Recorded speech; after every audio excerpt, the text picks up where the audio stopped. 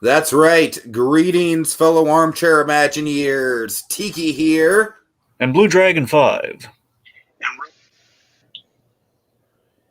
We got Rohith Dahar here as well. But Rohith, your audio's the same thing it was back when you first started. Whatever you were doing before, get back to it. Now? All right, now it sounds good. How you doing, Yes. Rohith? It's for a reason. When I just get out of the StreamYard and it's just my regular screen, it seems to be working fine. So I'll just, The mysteries of the internet. All right. So guys, the Suicide Squad. I gotta say, when I first watched this, I was honestly like, I knew I really liked it, but I was kind of like, it threw so much at me that I was just kind of like, okay, like that was a lot to take in, man. Like it was fun. It's essentially like R-rated Guardians of the Galaxy. Not sure if I like this better than Guardians. Rewatching the film, this is James Gunn's masterpiece. This is like maybe the best DC movie since The Dark Knight. Holy crap, this film holds up so much on a rewatch. Dragon, remember last night you and I in the Just Giggle It stream, we were kind of talking about like the merits of that Harley Quinn plot detour? Yeah. Dragon, I gotta say, on a rewatch, that Harley Quinn thing just sings. It sings on a rewatch. I don't know about that one, Tiki, but okay. Like Pacha listening on the hills, Dragon. It sang for me. I loved it. It really just I don't know. This whole movie, like, it's a lot to take in, but like once you really sit down with it, take it in a couple times. I mean, I don't like it. It's definitely up there. At this point, it's probably like a 3-way tie between this, The Green Knight, and A Quiet Place Part 2 for my favorite movie of the year.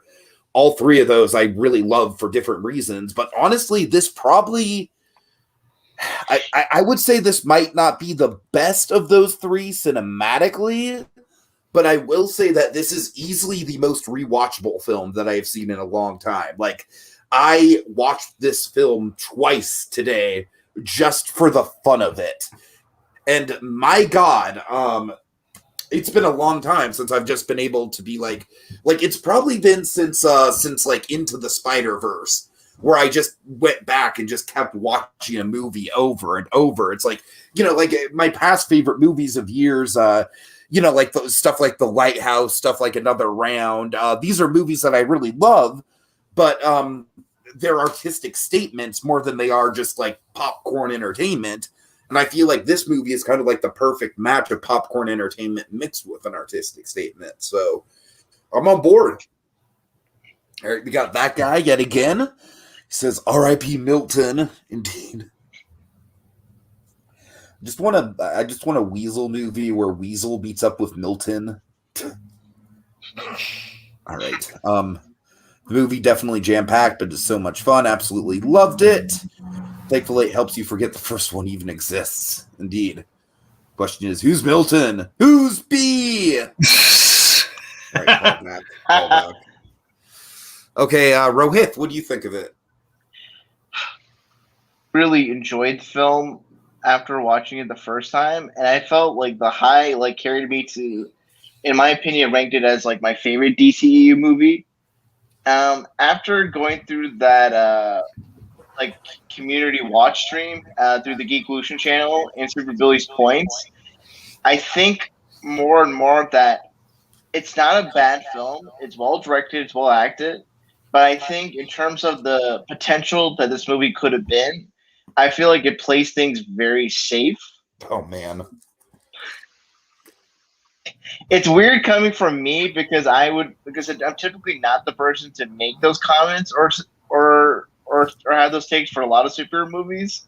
But in Super Billy's arguments, and at least specific to this property in question, I think more could have been done to give the Suicide Squad a little bit of an edge. And I think your point about, it's an R-rated Guardians, I think that's a point against its favor to a certain point. And I think James Gunn it's not like he gets, not that I'm saying he doesn't get the material. like I don't want to gatekeep like his fandom or his love for the John Ostrander stuff. But in terms of what he puts on the screen, it just like it seems like he's just taking the Temple of Guardians and Guardians of the Galaxy, and particularly his version of it, is very different to my understanding of like the Suicide Squad, which is a little bit more darker and more politically charged. And like the movie as is, it's not bad. Like I want to preface that. Like I really still enjoy the movie and still enjoy some of the characters like interaction dynamics. But I think more what it could have been. But that doesn't make it a bad movie. I think depending upon the sequels and James Gunn being given more opportunity to really flesh out the like Suicide Squad, and maybe with the Peacemaker show, that kind of would be more towards what typical Suicide Squad stuff is. But as it stands, it's a really good like pop. It's a really like one of the better, probably one of the more well directed superhero movies I've seen in a long while. And the comic book aesthetic with the title chapters and all that is like chef's kiss. Small correction for the comments. So that guy, that guy here was, but that guy, that's Rohith Dar. That's not me. Who's crushing Tiki's, clipping Tiki's wings there. Not that I'm saying you are, Rohith. I'm just saying that's what that guy is going to say. You're breaking Tiki's heart, you monster! No, he is a little bit. He is a little bit. I'm not going to lie. No, yeah. Rohith, it's fine. Honestly, Rohith, it's kind of refreshing to hear someone not just coming in and being like, "Oh my god, it's amazing," because that's like what 99% of the discourse is with this film. Is just like one of the best superheroes ever made. Which honestly, I don't put this up there with like a Spider-Man 2 or a Dark Knight. Like, well, I do think it's the best. Just put it up there. It's the Dark Knight, but it's still like not on that same tier. Right. It's on the tier just below that, though. All right. So, Dragon? Yeah, so you know me, I'm a sucker for the Suicide Squad. I think just the premise alone is always an insanely good concept. You know, with the Suicide Squad, it's always been winning me over through all the iterations I've seen it in. Really, let me put it this way: it takes a lot to screw that premise up, which we've seen in 2016, but it takes a lot to do that. I was very hyped for a few reasons. Just to kind of like, economize it here. I mean, James Gunn as the director, which, fits this movie like a glove. James Gunn and the Suicide Squad, very much these two are very simpatico things that should be in each other's circles. I love the deep cut lineup. We seeing Polka Dot Man on a team. I'm down for that. And also the biggest thing, the Big Antagonist, which this is kind of the vaguely non-spoiler section at the top, I guess, to any degree. So folks know exactly who we're talking about. That was wish fulfillment on my end. I've been waiting to see this, the big bad of this film for ages, and I finally got to see it, and I was so elated. I love the movie. It doesn't. At the end of the day, I don't think it tops the two animated films. At the very least... Oh, I think it does. Well, let me... Yeah, thanks for that. What I'm getting is, at the very least, I don't think it tops Assault on Arkham, which has always been like... That was like what the 2016 one unequivocally should have been. There's the Assault on Arkham and Hell to Pay are really good in that they're smaller stories and everything. They're really, it's very much like the first one's a heist movie. The other one's kind of like a really kind of a personal thing to Amanda Waller. She wants the get out of hell free card. I really love them. In terms of live action, obviously only has two movies to pick from, so it's not exactly saying much. But yeah, it is it's definitely the Suicide Squad movie we should have led with. Basically, with this movie, I like everything but one sequence in the film, and maybe a few nitpicks upon the rewatch that stick out to me. Nothing that kills the movie, but just that one sequence is like the one moment in a movie where it's like, why are we doing this? Like, it just completely comes out of left field, and I don't think it jives well with the rest of the movie. As crazy as that sounds, with all the stuff we throw at you in this movie, but this is absolutely. This is the movie I hoped it would be, and I think it's a major win for DC. So I'm very pleased with this film, though. Truly, I am. All right. So let's see. let's get to the background, Dragon. What do you got? All right, so I'm going to keep this simple, but something I got to mention at the top that ties into the backstory because we don't have another attempt at the Suicide Squad without the first attempt. David Ayer, very recently, before the movie came out, he put out this letter, which, long story short, he basically made it very clear, like one last time, because David Ayer is a really close to the chest sort of guy. He doesn't really want to get spill the tea, as the kids would say these days. But basically he made it clear, the Warner Brothers butchered his movie in the editing. They added all the music in that film was nothing he picked at all. They subtracted all of his Joker stuff, and Act 3 was completely different. I don't know if that had to do with some of the reshoots or whatnot, but the point being, it was a really personal film for him, and I'm really sorry. I feel my heart goes out to him because everyone's mentioning again, especially since the Snyder cut, like where release the Ayer cut and everything, and now with this film out, everyone's doubling down on the on bagging on the 2016 film, and of course you're going to hear comparisons. I don't even think we're going to be able to stop ourselves from comparisons because it's just kind of unavoidable. The 2016 film, it really does look awful in comparison to this. It really does. It's kind of embarrassing. I know, and I feel bad for him though, because again, that is not the movie he made. And I'm not saying there's a few scenes, man. There's a lot of reconfigured things.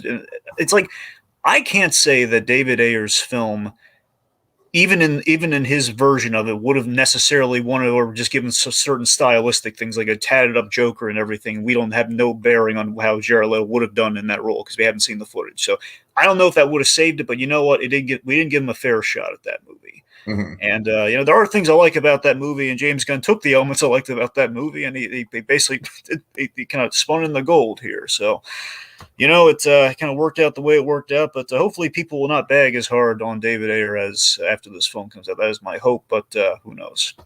Might be a foolishly optimistic hope. Regardless. Background, very simple.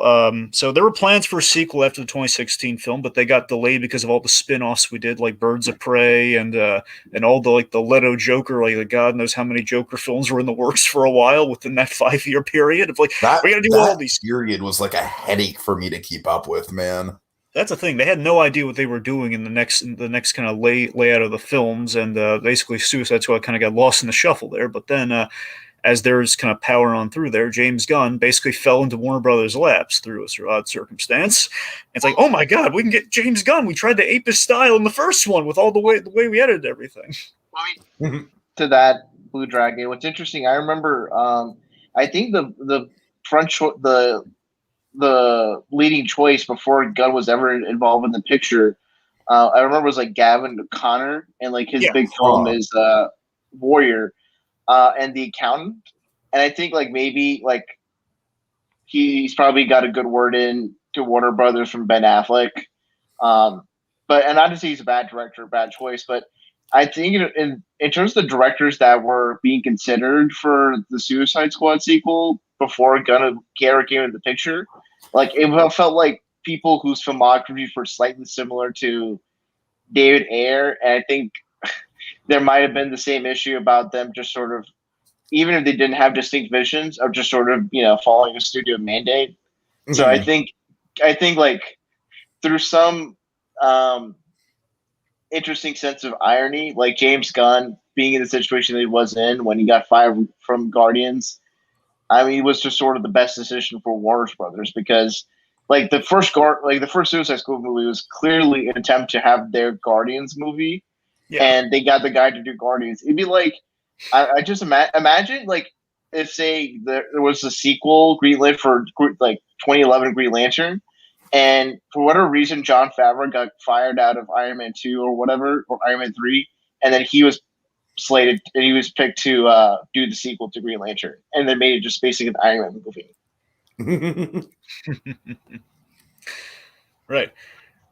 That's a good point. So from what I understand, they actually initially offered him Superman, which he was unsure about. He's like, I don't know if I'm really the guy you want for Superman. But then here's the thing: they were so happy to get James Gunn to say, okay, look, pick anything you want, any movie you want. I don't know if it was from what they kind of had slated on the books of all the copious films they were kind of thinking about doing, or if it was just period, whatever film you want to do, James, just pick it. And he loved the Suicide Squad, so he did on 2 conditions. Condition number 1. Had to be R-rated because that's where the first one went wrong. Hell yeah! One of the first ways the other one went wrong. It was not R-rated. And two, this is a personal thing. He needed to shoot in Atlanta, which is traditionally where you shoot stateside, with a lot of these things like the Avengers movies are usually shot in Atlanta and all that sort of stuff. It's like a tax thing or something. Versus the UK, which Warner Bros. They like to shoot in the UK a lot. Now the reason for this was James Gunn's father was dying, and he needed to be stateside. He would not go overseas. Wow. And Atlanta, I believe, was close to where he was, like St. Louis or something. No. Definitely, James Gunn is from some Ratcatcher stuff. I'm sure that played into the Ratcatcher plot. Yeah. Wow. Okay. That's an interesting. You didn't know that. Yeah. Yeah. With that, yeah. For a second, I was like, I'm just thinking. Remember, like Guardians 2 was filmed in London, but with the whole his father being ill, like I can definitely understand wanting to be close to home. Yeah. All right, let's see. So very simply, the goal was, Gunn's goal and kind of what he was going for with the movie was to make a spiritual successor to John Ostrander, the guy who basically, he didn't create the Suicide Squad in the 50s, because that's when they technically popped up, I think, or at least around that period.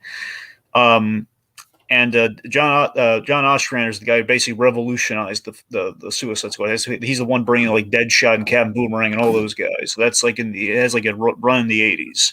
Mm-hmm. And essentially that's what James Gunn's favorite run was, because of the C-listers involved. Like that's where John Ostrander, like he pulled like all the unknowns and like the C and D tier villains, which the Misfit Group 5 I'm sure jived with Gunn's style. Kind of what he loves in Guardians and everything. Take the band of misfits, like the less than known characters, and just kind of let's put them together. And Warner's was very hands off. They were very free range on this, from what I understand. Basically what they did is, Gunn, he watched the 2016 film and he picked what he liked from it, which basically was the cast. Now Will Smith, he was working on Aladdin at the time. Hey, so Jai Courtney, come here. I'm gonna sign you up for a movie deal, man. You're gonna be in the sequel, and you're gonna have so much to do, Jai. It's gonna be great. Sorry, couldn't resist. So you'll notice there's a very iconic member of the squad not here this movie, Deadshot. Now, Will Smith, I believe, was busy doing Aladdin at this time, I think. Greg, I swear to God, up until like a month ago, I just assumed that Idris Elba was like a recast. I did like No. But here's the interesting thing, though. Elba, he was always James Gunn's first choice once they knew they weren't going to have Will Smith in the movie. He was the first choice to be the lead of the movie, essentially. And now here's the thing. His character did change. Now, when they were announcing, hey, we got Idris Elba, and everyone was wondering, is he going to be recast as Deadshot? And all okay, that makes sense why I would put that in my head then. There was mystery as to who he was cast as, and of course the lack of Will Smith put that out there. But here's the thing: he was never considered for Deadshot, but he was considered for other characters. I want to say one of them was Vigilante, not the hero cowboy one, the bad guy, the one who shoots people, and some other characters that ended up being Bloodsport. Okay, all right, and yeah. I don't. This is not necessarily backup, but this is something I speculated on, and this is something super really I talked about. Is that I'm not like certain elements of his arc feel like stuff that was probably written for Will Smith's Deadshot in the sequel that was just retrofitted to fit like Bloodsport's character. Well, now we know for a fact. I mean, even if it feels like that, was Deadshot never entered the fray in writing this puppy. But it does feel like that, though. I'll give you that. It does feel that way. Especially like the evolution of how he's interacting with his daughter. I see that point, but you know what? The daughter is really it's a really different relationship than the loving one Deadshot has with his daughter. I think. Well, I mean, it is, difference. But to be fair, it's a teenage daughter compared to a little kid, so it would be a different relationship. That's a fair point. Okay. Lastly, just to kind of cover, so we don't have to do the thing later. Warner Brothers, they were very pleased with this, and James Gunn, during the pandemic, he basically wrote and kind of ran a whole Peacemaker show. So we're getting some more Peacemaker, and they say they want to do other projects with James Gunn. Now it's unclear if they're going to do more Suicide Squad, like a whole new lineup, or Weasel, or what. Weasel. Yep. That honestly, even if it's just a short, I'm not even kidding. I want more Weasel. A short would be great. That's what I'm saying.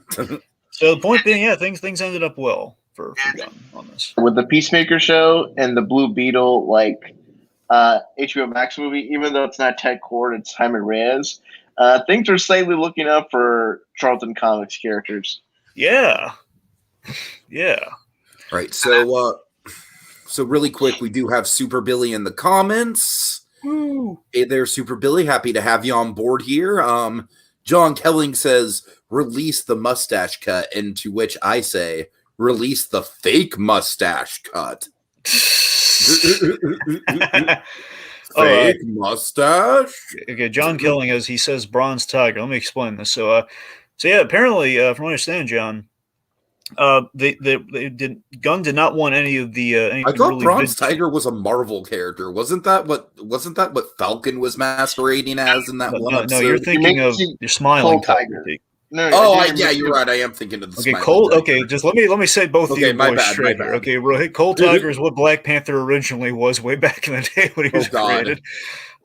Bronze Tiger, Tiki, you saw him in the animated Suicide Squad one. You know, no. Okay, I know exactly who you're talking about. Yeah, for sure. And Bronze Tiger, he's been on the Suicide Squad historically. I'm just saying that Bronze Tiger and what Gunn did not want to do is he didn't want to do any of the vigilante, like the anti-hero characters. You know, that's what he wanted to avoid. I legitimately would really love to see on the squad. Who?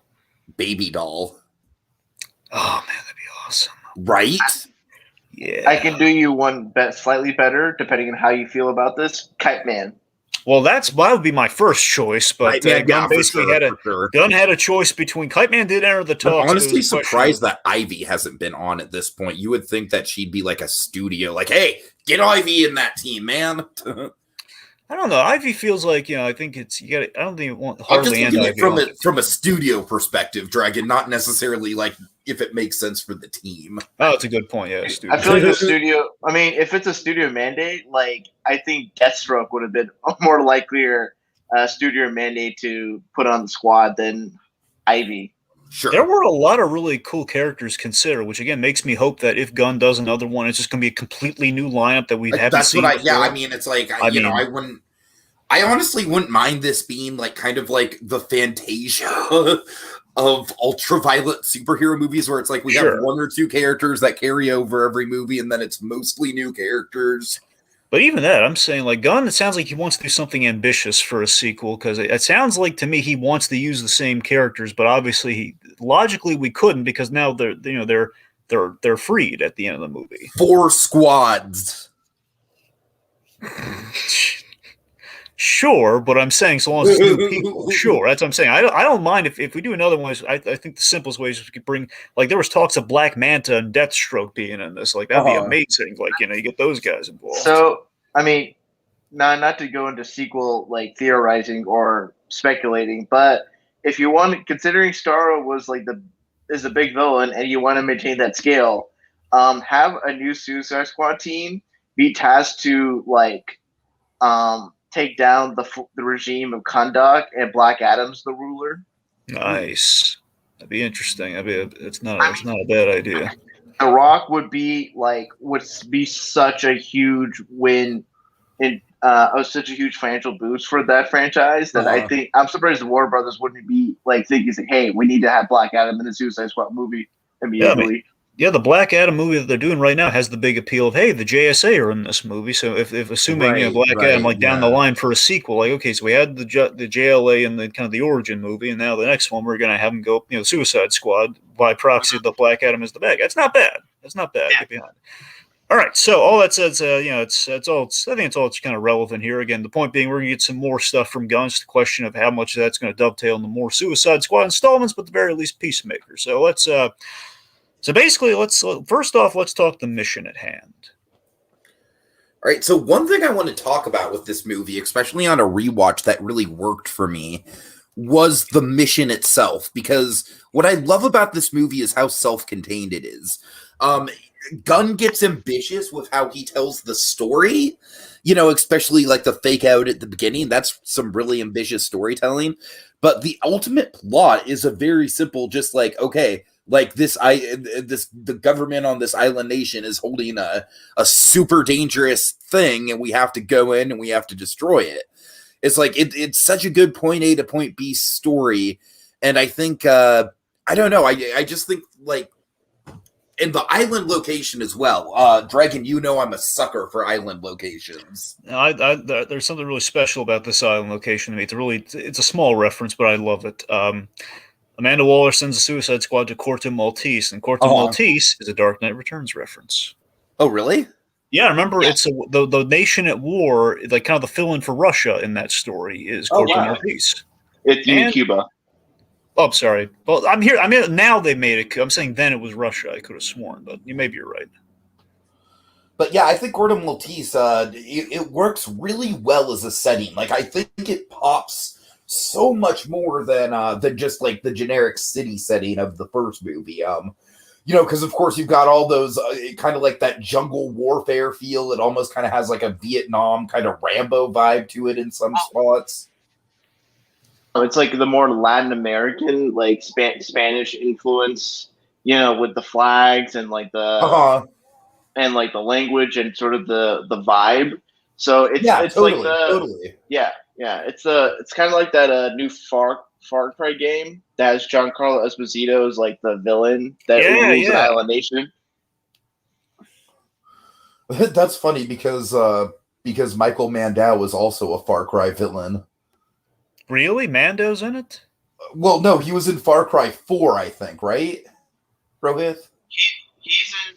no, it's in Far Cry 4, the one where they're like in the Asian mountains or something. You are probably right. Maybe 5. I'm not... like, the one that he's in is the 5. One I think 5 is like the one that's like in the like Ozark Mountains or whatever. And then Far Cry 4 is like the one in Asia with the drug war. And the Far Cry 3 is like the one where they're on the island and you have Michael Mandow as like Vargas. Yeah, that's the one. Yeah, the island. Yeah. The way, is he called Vargas in that? Yes. With perfect Nacho Vargas. Yes. All right, so again, you're right, Tiki. Again, Cranston is a Far Cry villain. Oh god, wait, is he? No, Dragon, he's not. Well, I have no idea about this Far Cry stuff. All I know is that I had no idea about Giancarlo. I don't really. Yeah, I know about that. I saw the trailer for that. That's cool.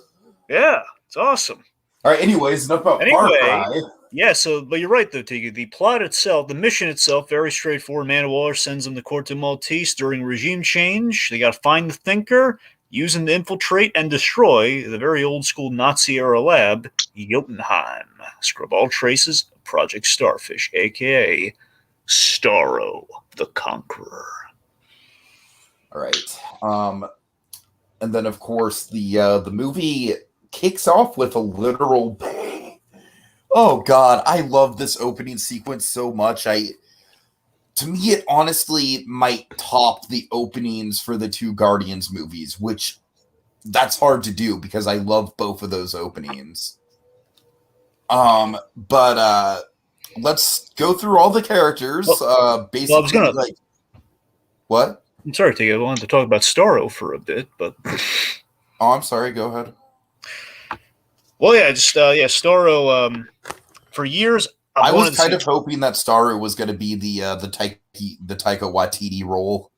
I'm not convinced they didn't think about doing that for a bit. Like if they were going to have Starro have a unified I'm a starfish. I'm just floating down on space, man. I'm not trying to harm anyone. Anyways, I think it might have been considered too. Because here's the thing: before they landed on Stallone for King Shark, there are a number of voices. I'll be shocked if Taika Waititi wasn't considered as one of the 3 voices before him. Hey man, I'm just a shark. I like to eat people. It's no offense. It's no offense to you, mate. It's just what can I say? I'm hungry. I'm glad they didn't do that because it would have been like another chord, really. Yeah, I hear you. No, in regards to King Shark, I would not be surprised if like Gunn considered Rooker and or Nathan Fillion in the running, like for King Shark. Oh, Fillion, that would have been fun. All right. But yeah, so anyway, so Starro, again, as I kind of said in my opening there, so again, for years I've wanted to see Starro in live action. Usually every time I've pitched, like, here's how you do like a one and done Justice League origin film. You use Starro, the original villain. You use him as the big threat that binds them together. So I've always wanted to see Starro in live action, and my God, they put him in there, and they checked all the iconic boxes for me. His look works so well for Gunn style. It's almost impeccable how much it fits with kind of like that, not even the Guardian style, but the trauma, the old school, exactly, the Slither style. Yeah, kind of the Slither, kind of basically the next level trauma style. Yeah, I mean, colorful Starro is, but Starro just out, and he fits the background when it's sunny. The CGI looked really well, even though it's daylight. That's kind of we didn't gray him up or anything, Yeah, you not only gray him up, but you didn't mute his colors. So it's not like a dark blue, dark pink, or dark purple style. It's a genuine comic book or lighter blue, lighter pink color, and it doesn't look tacky at all. It just looks but I mean, for me, we birthed when the armpit came out and he birthed thousands of small. That's what I've been waiting to see for years. My God, I want to see it rain the little starfish. That's gonna fall. You got it, man. You got it. And again, the way it adheres to people's faces, and he's talking when he talked through the victims, we've done it all. It's all there. And we built him up so well with the creepy footage when we got him from space, and we expanded every time the idea that it gets bigger for every person he controls. Oh, it was awesome. So cool. All right.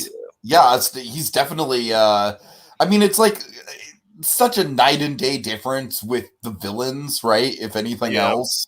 Yep, no belly dancing on the starfish. Oh God. Funny is that both movies have random civilians or people be possessed. This feels like a much cooler way, not just because you have Starro, but there's more stakes involved, we need to save not just these random soldiers, but people who just been victimized by this regime and have been made to be prey for this big ass starfish from space. Yeah, those poor Corto Maltesians.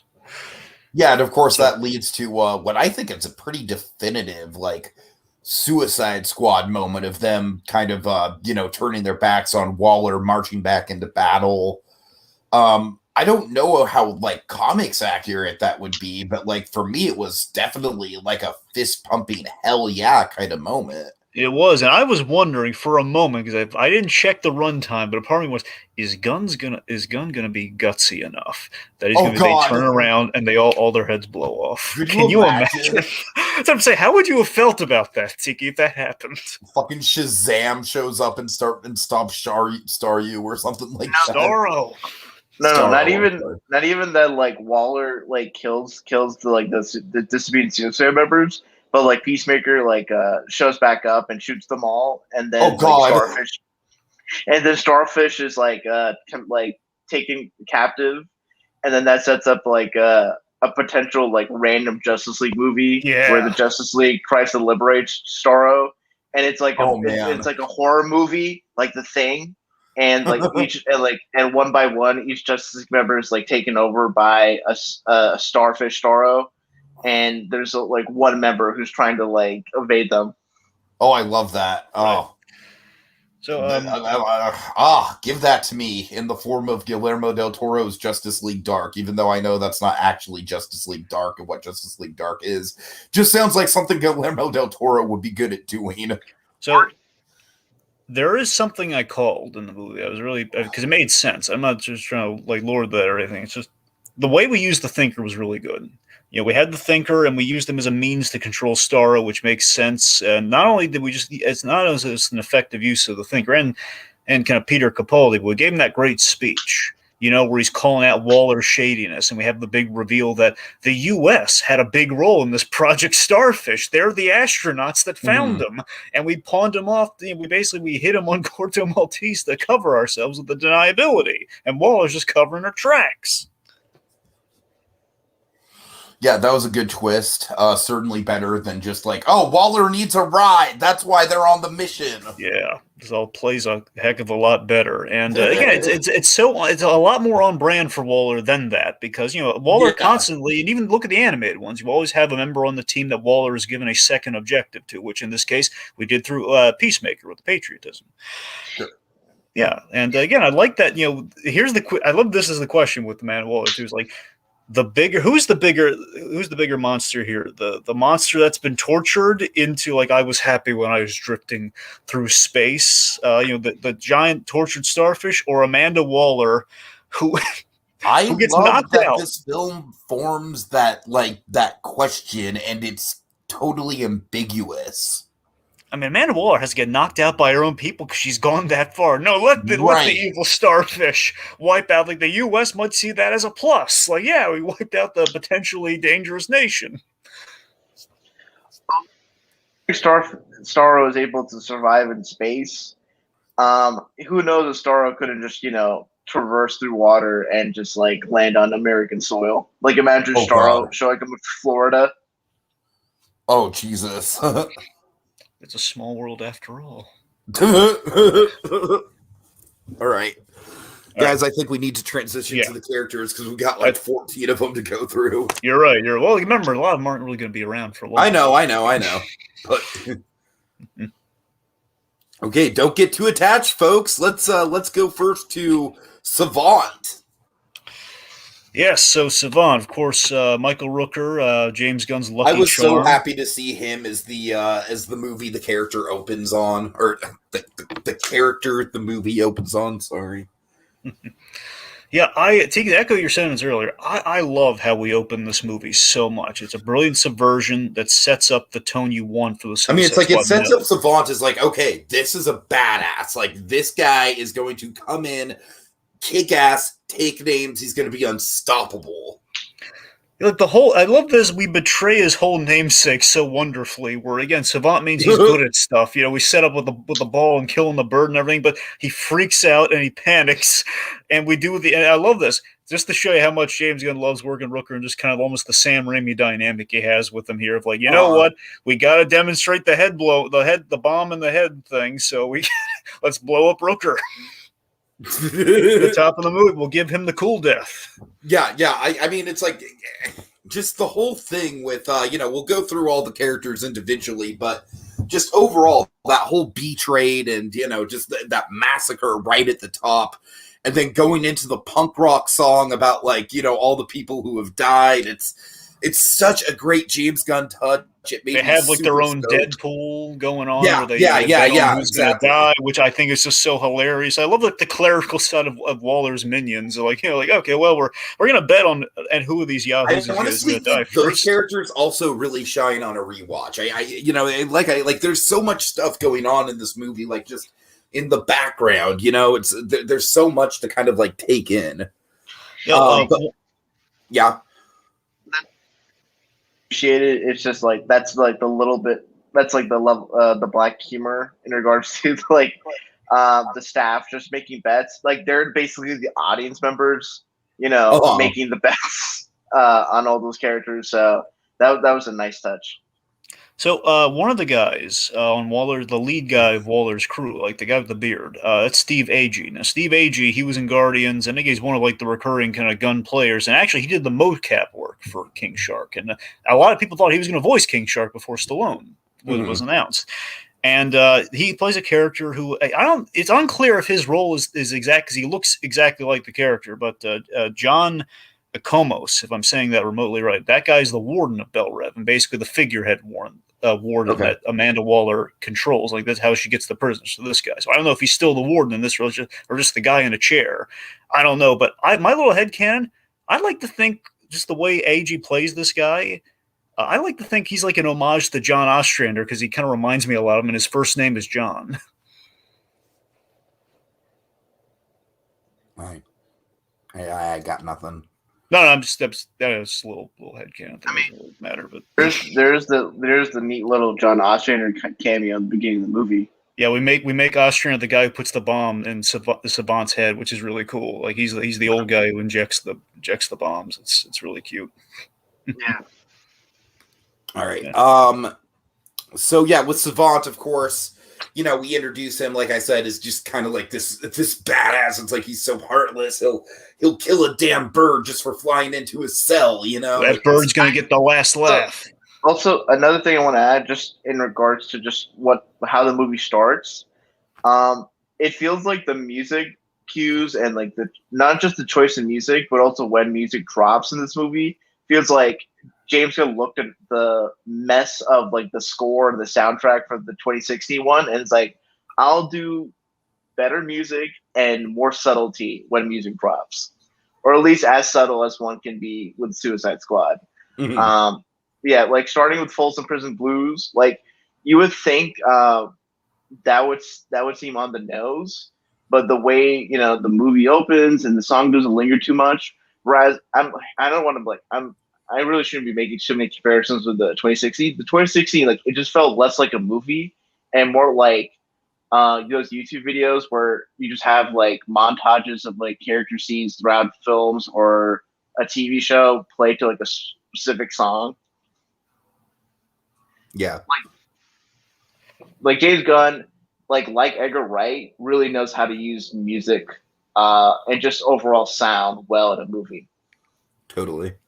All right. And yeah, like you said, Dragon, we get, Savant is the big head explosion, and I just love Rooker's performance, man. I just love him, just him slowly cracking, and then just like the big badass that he's, and it's like this is Merle from The Walking Dead, right? It's like I've known this guy for like over 10 years as like one of the most badass character actors in the medium, and it's like to see him just like break down and just, like almost like a child just fleeing into the water. It was great. What's really cruel about this too is that Team 1, with all these deaths and everything, it's like Team 1's essentially a diversion, not expected to get far. I mean, there's a hope that they're going to survive, but like Waller's basically using him as cannon fodder entirely of Team 1. So it's like the question: how far can I push these people with a literal suicide mission almost? Because I'm not convinced she wasn't fully aware of Blackguard betraying the team and selling him out. I'm not sure if like she was unaware of that. I think he was like, well, we need cannon fodder, so let's all let him do it. Which makes you feel really bad for Rick Flagg. Like, what the heck, Waller? I was down there with them with this. What? I've served you well, man. All right. So anyway, let's talk about the real star of this movie. Yeah. I mean, this is like a James Gunn magic trick here. It's like, what we do with Weasel, we give him very little screen time. He's obviously a design that really sticks out. It's like, I bet everyone going into this movie was thinking he was going to be like the Rocket Raccoon of this movie. I'm sure that was... Well, he's played by Rocket Raccoon with Sean Gunn, so exactly. Like, I'm sure that was an intentional mislead in the marketing. And then, of course, it's like the one tidbit we actually know about him as a character is that he's killed over 20 children. So it's like he is, like, maybe of all the Suicide Squad members, the biggest piece of shit in the bunch, right? Killed 27 children. Yeah, he is the biggest, like, monster of everyone there. And yet, when he gets killed off first, we feel it, and we feel the loss. It's like, how does he do it, man? It's incredible. It's because we just had that really great interplay of like the whole, no, he's not a werewolf. Like, stop freaking out. It's like, no, he's just to meet a werewolf. Honestly, I think because Rick Flagg stuck up for him in that moment. I think that's why the likability was there. Teak is the fact of like, he's here with us. I mean, we think so. Do this just like everyone else. We think, because again, they can't really discern what he's saying, so we think. I love TDK's like dialogue for Weasel's like, oh, I think he's an Afghan hound, and it's like the thing is, if you actually know what an Afghan hound looks like, you can actually see where he's coming from. Yeah, but yeah, that the whole sequence between TDK and Blackguard over Weasel was great. That was a well-worn scene. The effect on Weasel is just kind of mesmerizing, isn't it? I just can't explain why. You look at it like, because again, it's just because of the eyes. Than I expected him to be.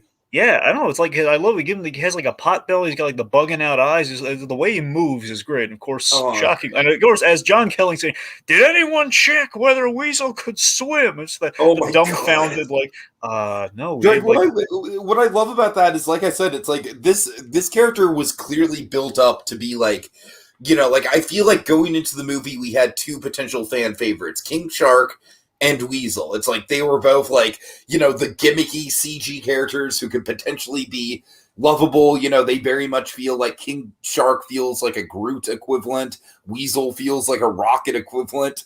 So for him to be the first one to die, and to die in such a damn senseless way, is great. It's so great. And that's what I'm saying, T. Guys, love that with that and Savant, all this whole opening. He's like, no one is safe, and Amanda Waller is shady. That's the point you want to get across with the Suicide Squad, which this opening does so effectively and so artfully, I think. So speaking of which, Blackguard, not a whole lot there. Just I got to tell you, this may sound petty. It's kind of satisfying to see Pete Davidson shot in the face after he sells out the Suicide Squad. Okay, you know what? Blackguard got very little screen time, but I honestly think Pete Davidson fits the tone of this movie so well. Yeah. Like, just with the very little that he does. Just him kind of like goofing on the guard, and then that little interaction on the plane, and then him like selling out the team. I'm sure we're gonna go over this with pretty much everyone on the team, with the exception of like maybe the next couple that we're talking about. But it's like everyone like really got a chance to shine, and I don't think Davidson is an exception. Favorite Davidson moment is when he comes out of the bathroom with the toilet paper and then just like takes it out of his like shoe and it says, "Here you go, champ." The Bloodsport. Yeah, again, good thing he got shot in the face. That guy was a prick. He was a prick, but he was a fun prick. No, that's what I'm saying. It was a satisfying moment, Tiki. I'm just saying, it was like, it was an earned thing with this character. Again, you don't have likable guys on the Suicide Squad all the time.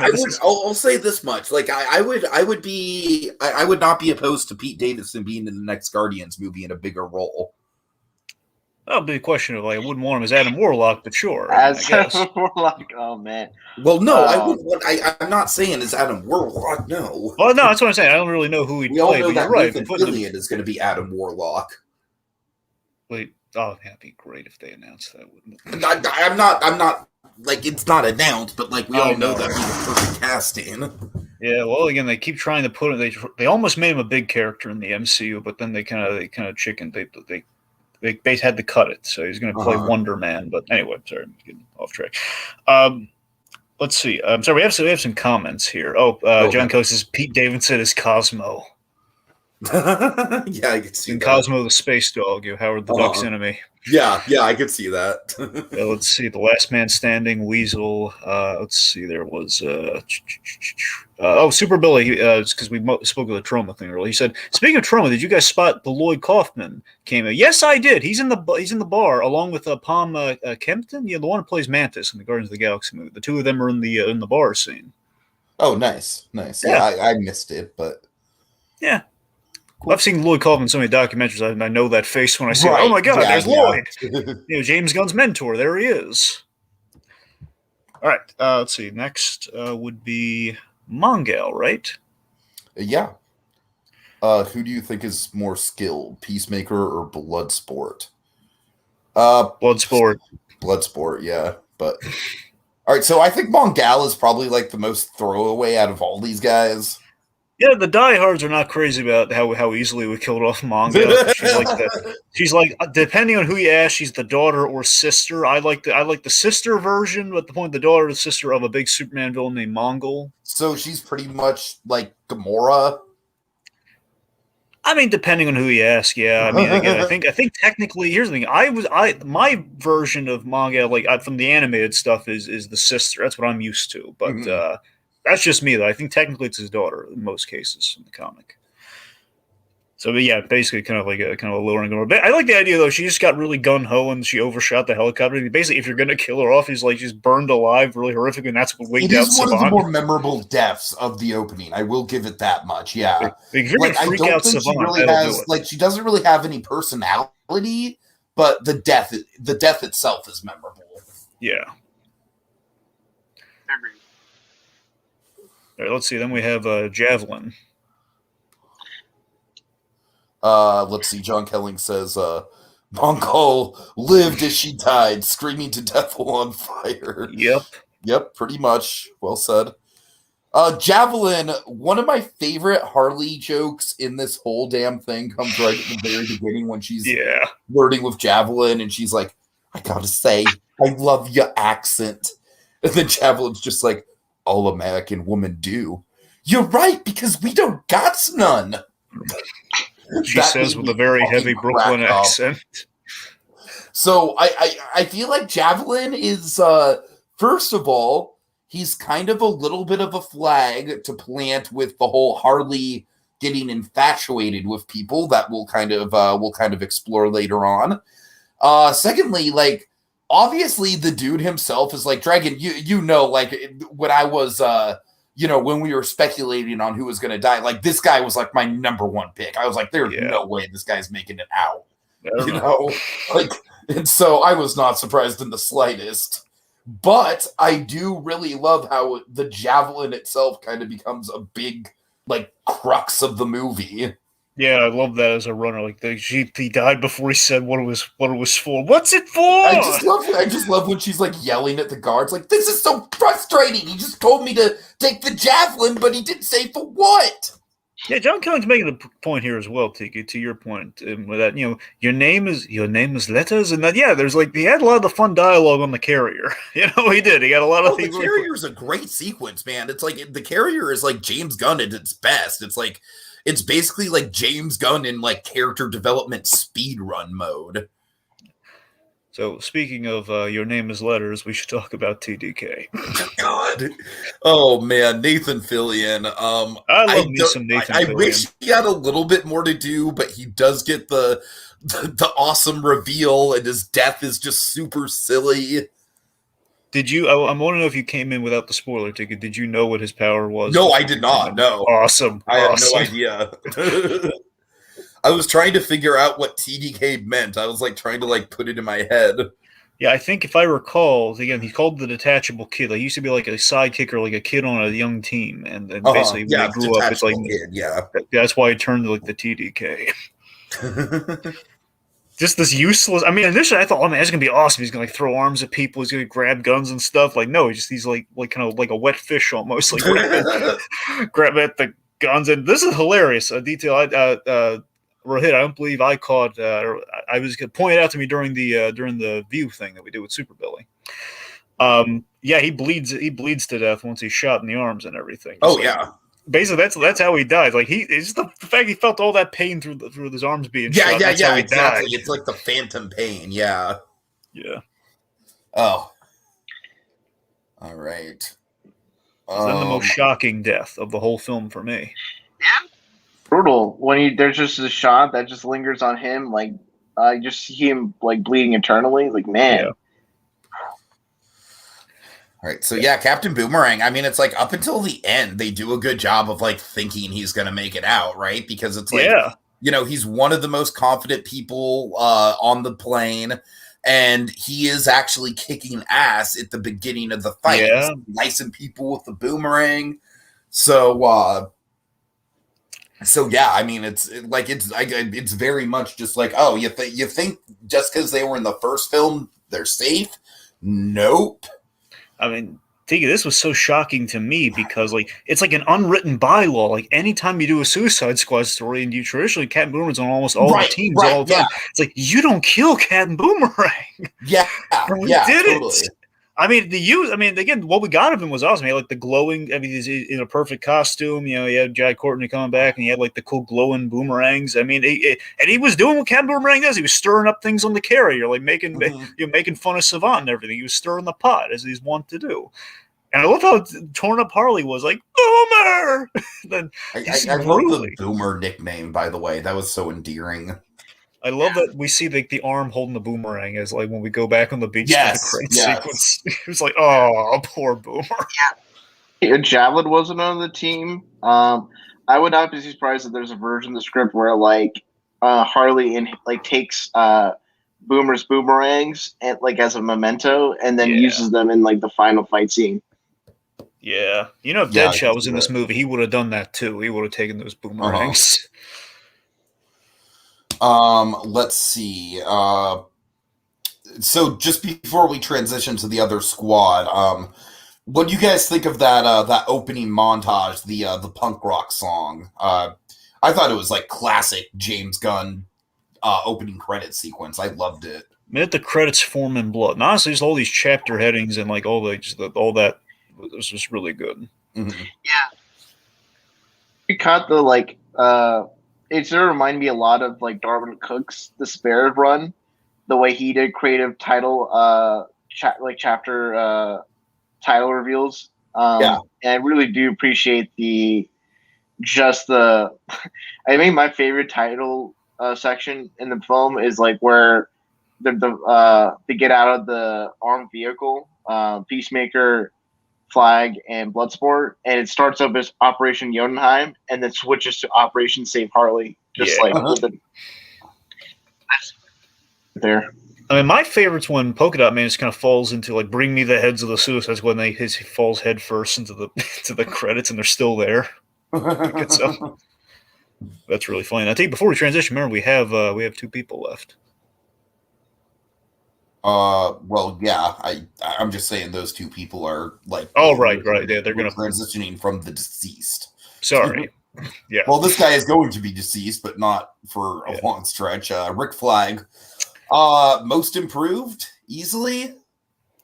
Yeah, I've always liked Joel Kinnaman, and I love more. He has more to do here, which went a long way. We put him in the iconic yellow shirt from the Ostrander run, which is good. I mean, it doesn't really matter. Like, he got a shirt once he was injured and everything. It's fine. He looks cool. Again, it makes me wonder. I just love that you can see a lot of humanity with him. He's so much more.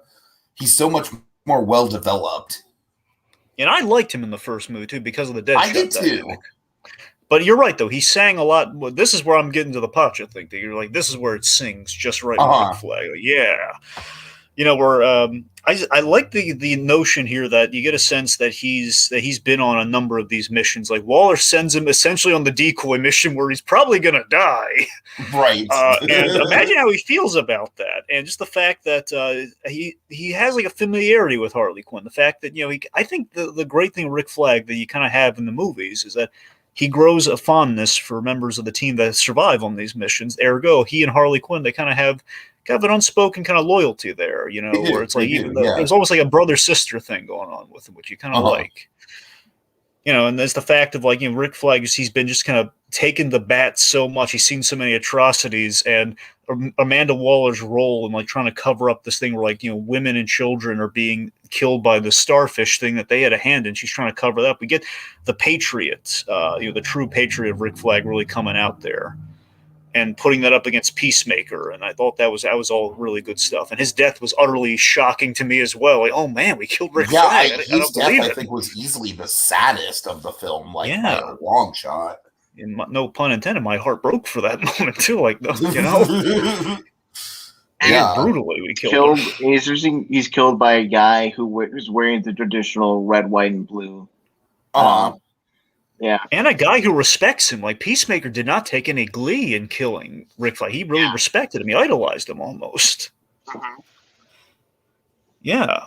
So very effective death scene. Also, I love the fact that he could have gotten away with this. He's the one guy without a bomb, you know. And I love that Peacemaker. I like to think Peacemaker was Amanda Waller's version of the bomb for Rick Flag, where if he goes off mission, if he finds out the truth, Peacemaker's in there to make sure he won't get away, he won't mess with us. Sure, yeah. I will say there's always been one missed opportunity. Now that he's dead, we can't do anything with it. There's one missed opportunity with Rick Flag that's kind of bugged me because that whole character, one of the coolest things about him is that he's a legacy character. He's Rick Flag Jr. And that I wish we had like one line in this movie where he mentions his father, like during the bar scene or something, because you know the whole thing he's trying to live up to the example of his father. But I mean, it still I like what we do with him here. I'm just saying, just now that we're not going to get any more, it's kind of a shame, but you know, it's what it is. Mm-hmm.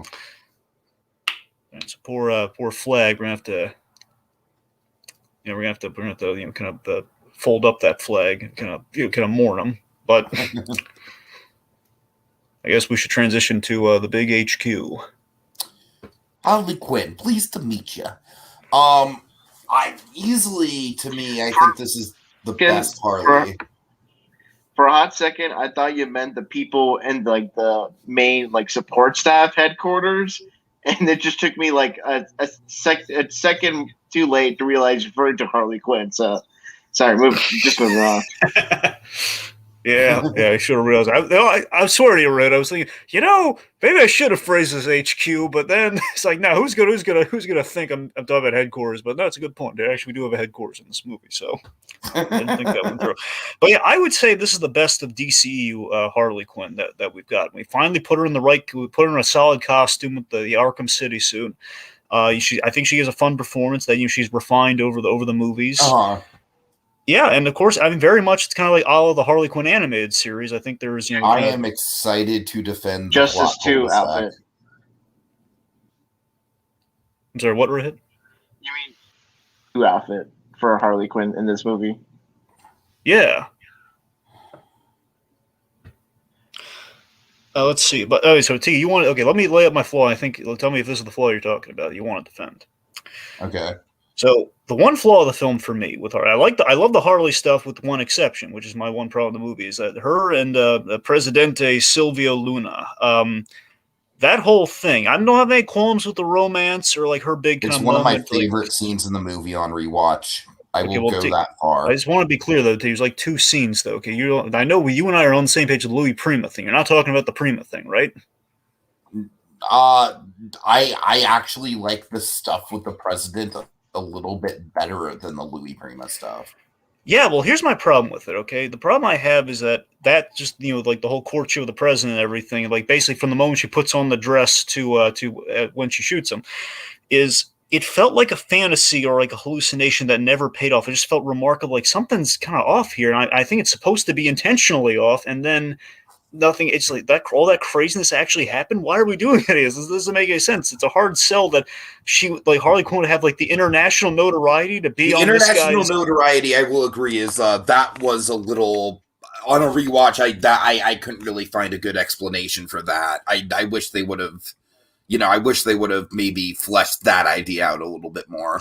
Like the only, go on, Rohith. I wouldn't mind if like the international notoriety is like not actually a thing, and he's just like the Presidente is just putting out random stuff that he thinks would impress Harley, and it's like and then that he just like made that out on the spot, and would think that Harley wouldn't question it, and just like I'm like a badass that's respected around the world, and didn't think much of it. So I feel like it had it fleshed out to be like Luna is just manipulating Harley, like to the best of his ability, that would have made like the things he said like make more sense, because he's just playing a con on Harley.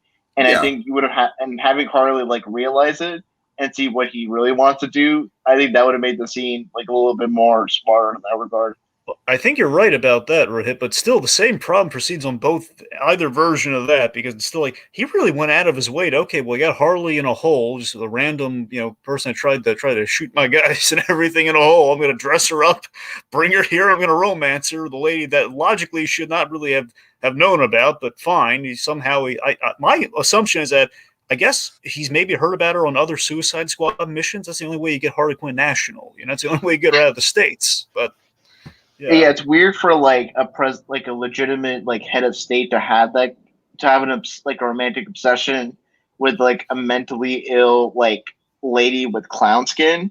Yeah, like I would honestly, it would make more sense if Corto Maltese was like a criminal nation, like how like Madripoor was in The Falcon the Winter Soldier, right? And like and in his mind, him having Harley as like his wife or consort is like a sign of respect or a sign of power and status, just like how Joker had like his Harley Quinn and ruled the Gotham underworld. Like that would make sense in terms of just how they would play it. But considering like the way Corto Maltese is organized, it's just a regular like corrupt Latin American regime. Like it just didn't make sense to me that this guy would want to like have Harley Quinn as like his wife or lover.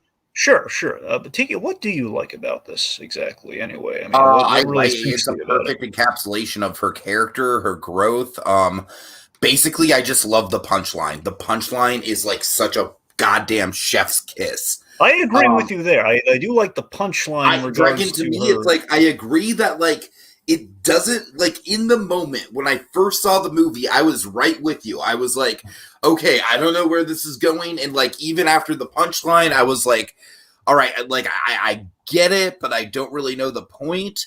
But Dragon, honestly, I think, like, it fits with the themes of the movie. Like, all these characters, it's exactly what James Gunn wants to do. It's exactly what, generally speaking, his mission statement is, just in general as a filmmaker, is, you know, he's taken these broken characters and he's like, they're not like, none of them are pieces of shit to a certain extent. You know, I mean, a couple of them are. Peacemaker, we'll get there, but you know, but by all intents and purposes, this is very much like a more rough around the edges Guardians of the Galaxy, where it's like they're all like very flawed people and they're all like trying to work on themselves to a certain extent. And so with Harley, like, the big thing we know about Harley is the relationship drama. You know, it was the big focal point of Birds of Prey, was the breakup. So I thought it was a great evolution of her character to, like, I thought it was so in character for her to be like, it was like, I don't know, I just love I love the dark humor of, like, the death is so brutal and so out of nowhere, but it's also 100% justified and kind of a fuck yeah, you go Harley moment. Yeah, I just wish it wasn't so bumpy getting there, Tiki, but yeah.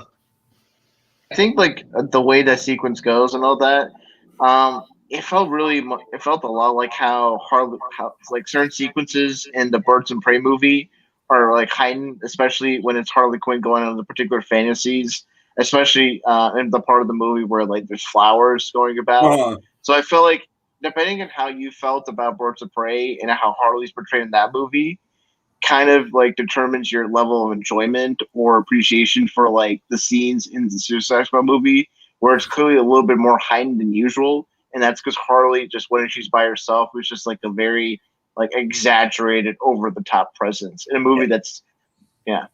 Like, for example, I was using that to transition to the other part of the other Harley scene. In Birds of Prey, I love the scene with the pop gun because it's an iconic Harley bit. It's great action. It's a lot of fun. Heard in the GCPD. In this movie, we have an even better equivalent to that, where she's set to Just the Gigolo, which is an excellent song choice. I love that song. I've been brainwashed by it even more than I already was because of the Nobody movie with Bob Odenkirk. So I already was a sucker for that song. And then we gave, like, an awesome sequence where Harley, she breaks out and she's killing him, and then we have, like, kind of the demented kind of, like, hallucination of all the flowers and everything down the hall as she's kicking butt and taking names and beating the crap and killing all those guys. Just that was a lot of fun. At least I think the stuff with the president is heightened as well, because, you know, they keep cutting to that song, which, by the way, that is one of my favorite songs on the soundtrack. I don't know, I just think it's super catchy, but you know, it kind of reminded me of this is a weird pull, but it kind of reminded me of the By the Sea sequence from Sweeney Todd, where it's like, it's kind of almost like Harley's, like, romanticized vision of what this situation really is. And then the heightened sense of it, the romantic quality of it, gets, like, obviously swept away in, like, a very quick burst of violence once the guy's real intentions become revealed. So I don't know, like, that's my only argument there. It's like, yeah, it is heightened, but, like, I feel like we are kind of meant to be in her headspace, you know? It's like, it's showing us what it's like for her to to fall in love and fall for someone so quickly, and then for those warning signs to just kind of come out of nowhere and hit her like a ton of bricks. Yeah. I mean, I kept thinking, because of the heightened thing, it was going to be like, we're going to cut to the scene where she's being tortured. Oh, thought it was going really well, but actually she was being tortured all that time. Like, hey, we got her out of the hole. We dressed her up all pretty. Well, no, she's being tortured. But I mean, fair enough. Again, I absolutely love that payoff. Sure. I mean, okay, like, we show the progress on Harley. It's just a little bummy getting there, but Bear, I'm glad you liked that scene. At least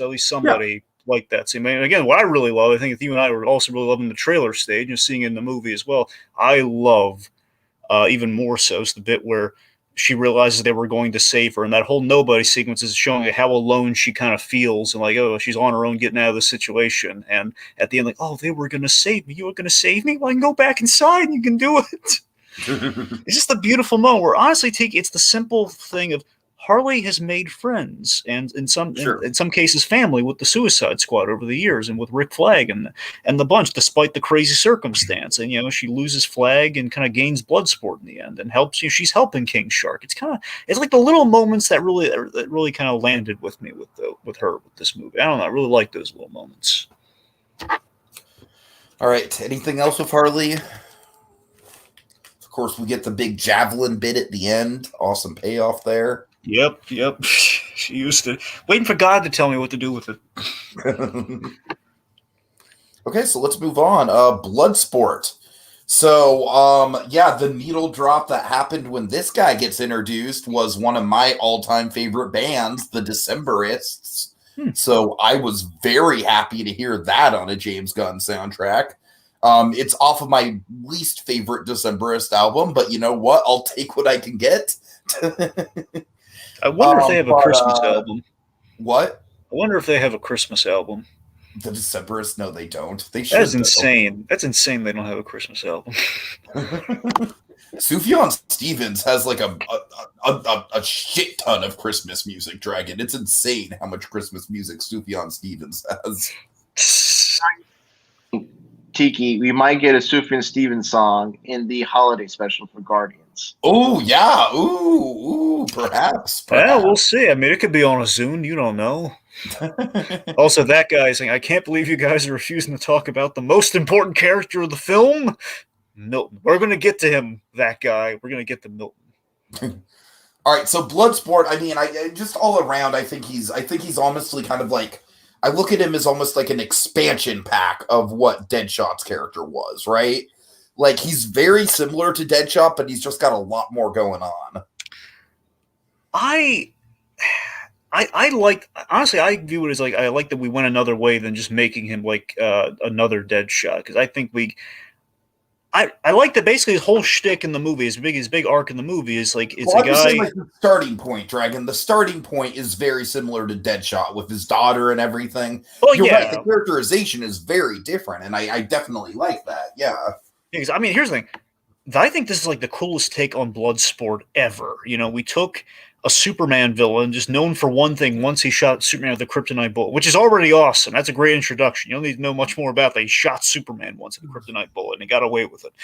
And he just would use that as a springboard to make him compelling. Idris Elba, I think he's great in the role. He was, I mean, again, but even if it starts that way, again, he becomes more, we give him a lot more character, and he just doesn't become a Deadshot Phil. And basically what we do with him, that kind of connects the film and helps a lot of things, is that he's an assassin he's an assassin learning to embrace vulnerability to save the day. Like, he's afraid of rats, and rats are going to save the day. It's the fact of like, don't be just the guy taking out the targets. Like, we're like, warm up to these people, get to know them. Like, don't just be like the F off daughter. Like, warm up a little bit. I have something to say in regards to Bloodsport. Like, I kind of was wondering in my head, like, why did they make his costume look the way they did? Because, like, in the comics, Bloodsport is just, like, a black tank top, military jeans, and then a red bandana. Yeah. And I look at, like, Bloodsport, and it's, like, it's probably the biggest visual change in an adaptation since, like, Blade. And what's interesting for Bloodsport is that, like, his mask is very much reminiscent of, like, the Xenomorph from Alien. And I feel like that's an intentional thing. And maybe that hints to the fact that, like, maybe Robert Dubois or as Bloodsport, like, he secretly hates aliens or has a xenophobia of aliens or things that are like gross or foreign looking. That's a cool idea. And like, because like that kind of informs me a lot of like how he regards rats as like vermin, and then maybe he considers like Superman like space vermin, and then use the kryptonite bullet to like basically get rid of the rat. I don't know if I fully sign off that. That's a good idea, Rohith. I like that. That's a good take. I don't know if it jives necessarily what we do here, but that's a cool idea though.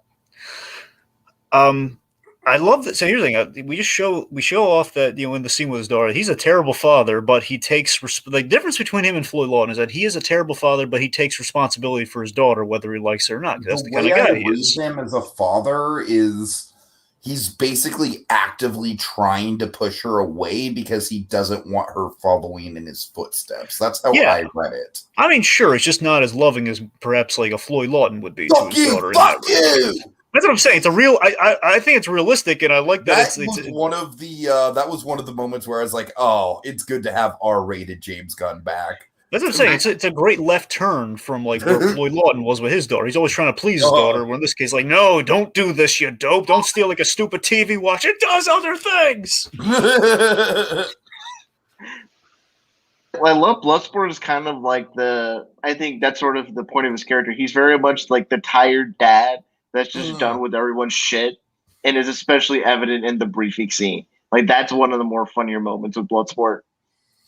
There's also a moment, like, I feel like that kind of embodies his character towards the end, where it's like, where they all leap from the building and then he's hanging off and the thing starts to go and he's like, oh, fuck off.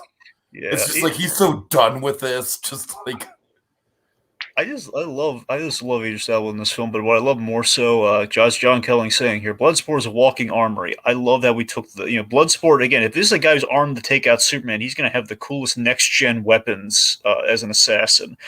I just love the way he looks. Like every time he pulls off pieces of his costume and makes like bigger guns. It's just awesome. And he can shoot Starro with one. I mean, I love he has like the built-in crossbow on his arm. I'm a gadget nut, so you can tell how much I love this character. But it was awesome. And he ended up. We ended up on a really nice. I like that we end the movie on a really nice note with him coming around on Sebastian the Rat, and he negotiated everyone's freedom. Basically, gave everyone a second chance. I mean, on deep down, I think he would like with his daughter, but he kind of allowed everyone a second chance, which is basically what he wanted for his daughter, so she wouldn't go to prison. So it kind of connects to that too. Yeah. Okay. Next up, Peacemaker. Yes, the great John Cena. I think we gave him a really solid character. Are you a Green Day fan by any chance, Rohith? What? A Green Day fan? No. One of my close friends from law school is a huge Green Day fan. Why? Because there's a Green Day song called Peacemaker. That's one of my favorite Green Day songs. Anyways. so Peacemaker, one of the deepest cuts from...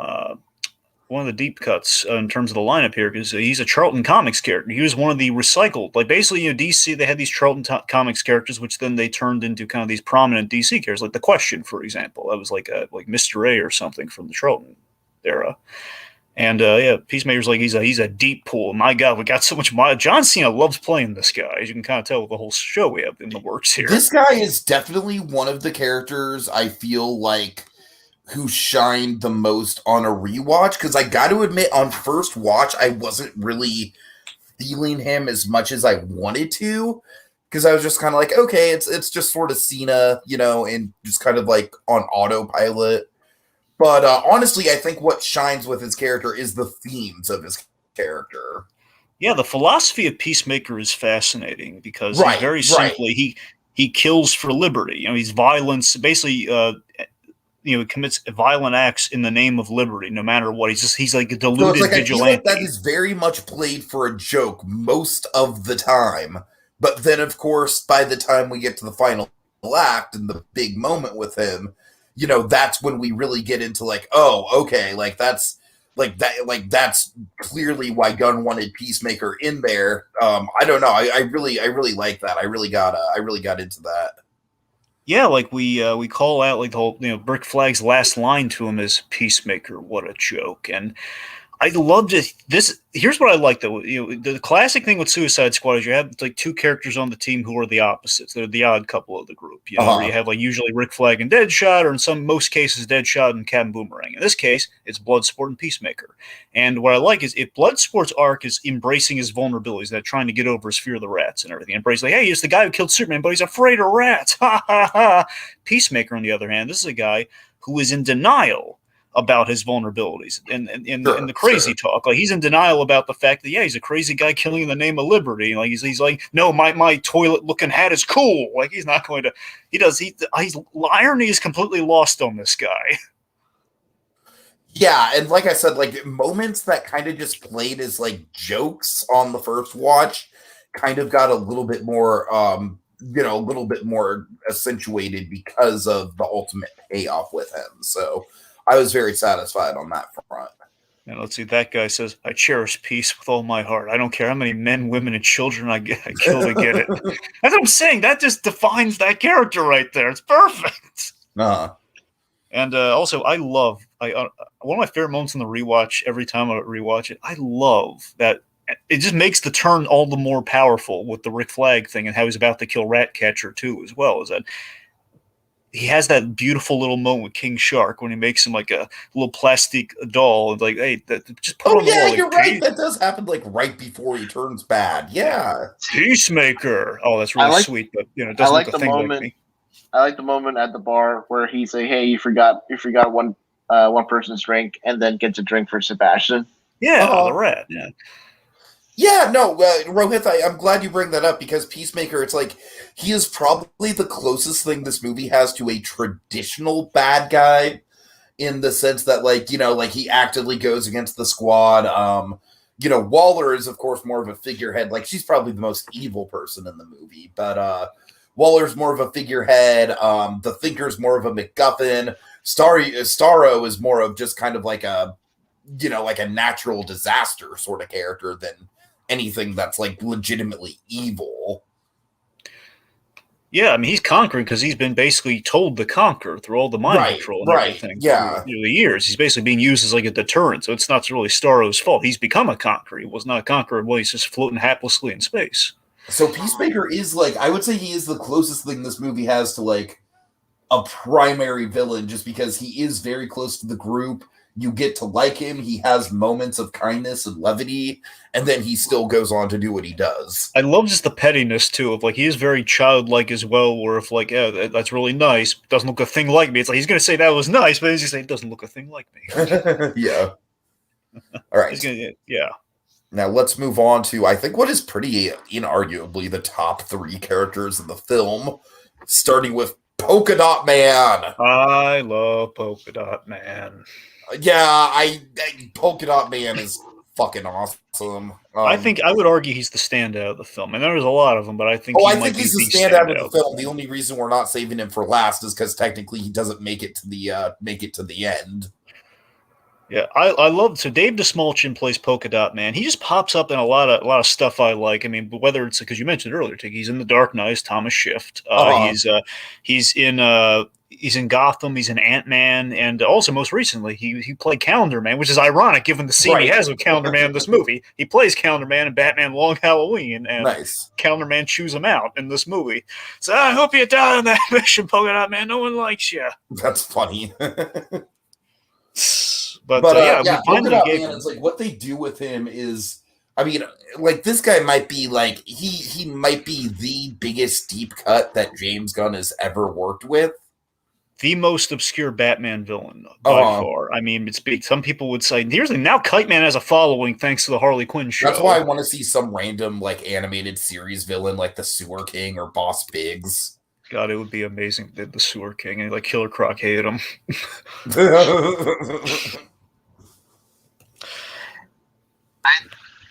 Really interesting about that character is that like he's funny, but really he's just he's probably one of the more tragic characters in this movie. Oh, easily, yeah. And like David DeSmulchin like really sells it, like especially the scenes where he's like overcome with polka dots and just basically has to go and purge himself of it. That makeup is so amazing. Yeah, and like the way he like carries himself, just feeling so ashamed of himself. It's just a really good like, through the body, and I really appreciate like how much Polka Dot Man, especially near the end. There's such a sympathy and a likability to this character. I think because he's just very honest and he's unabashedly messed up, and he acknowledges that he's messed up. Like I kind of want to die on this mission. It's my life sucks. Everything is. The mother is like that is such a bold, auteur director choice. I doubt Marvel would ever have let James Gunn get away with something like that. Oh, I think you're right about that. And here's the thing. I think what's so brilliant about Polka Dot Man and feeding into the mother thing, he's cleverly we took a blank slate gimmick film, because there's Tiki. I'm swearing, they're like there is nothing to poke at. He's just like I a believe bank it's robber. literally just like the costume, right? It's just like I'm gonna dress up in polka dots and rob banks. I mean, the only thing Gunn changed, he only had like two things. Like he robs banks and he has technology that creates the pose. The only change that was a power, not that technology. That was the only change he really made. Everything else was like you could go free range. There was no true origin for Polka Dot Man outside of bank robbing. Just we gave him like this. We gave him such a rich backstory here because again, complete blank slate. He could do anything he wants with them. Yeah. Yes, this cruel mother, experiment on him and his siblings. Well, they gave him an interdimensional polka dot virus, and it's awesome. Yeah, like you said, the makeup looks incredible. Yeah. The arc with him kind of sort of like learning to open up and trust people. Like Milton. Yeah, like Milton. Okay, you want to get to Milton now? Yeah, we have to talk about that guy wants us to talk about Milton. We have to talk about Milton. Milton is like maybe the most James Gunn thing that has ever James Gunned into any movie. I love this. We have there's like a random cubicle that they're running through at this base, and they're talking about Milton. This is like who's Milton? Like Harley wouldn't know who Milton was. He was kind of like the last minute ad since they saved her. The guy on the bus, like, yeah, I just thought he went on the bus. Oh, this is so funny. And the fact that Harley thinks Bloodsport's name's Milton is hilarious. I just love that, Polka Dot Man, he had compassion for Milton. That's the thing. It very much like it's one of the funniest scenes in the movie, but it also like very much illustrates his compassion and his humanity for sure. Absolutely. It's so much. In the small chin, the fact that this guy, I think he's been waiting to get also just look really, really cool. There's the fact that he actually really helped in the big story about because he took away some of the starfish legs, made him off balance. I'm a superhero. I'm a fucking superhero. I love that as a payoff because that's what his mother ruined his life, making him into, and he actually succeeded at it for a mere moment. And the moment he did, dead. Did anyone else call that he was going to die in that moment? Because I kind of did. Well, the moment we hit the wide shot, you kind of knew. Well, as soon as he yelled, "I'm a superhero," I was like, "Oh, here we go. He's done." The moment that happened, I was like, "Well, maybe there's a chance he gets." The moment we hit the wide shot, he's dead. The moment we go with that wide shot, he's the curtains. He's dead. Like with after that line, like maybe James Gunn would have had him Polka Dot make like a sacrifice play. But the way he goes down is just so much more heartbreaking. Like he just him feeling happy. It's sort of the Star thing. It's like the universe does not permit any sort of happiness. Any hint of it, you just get smacked down or just killed.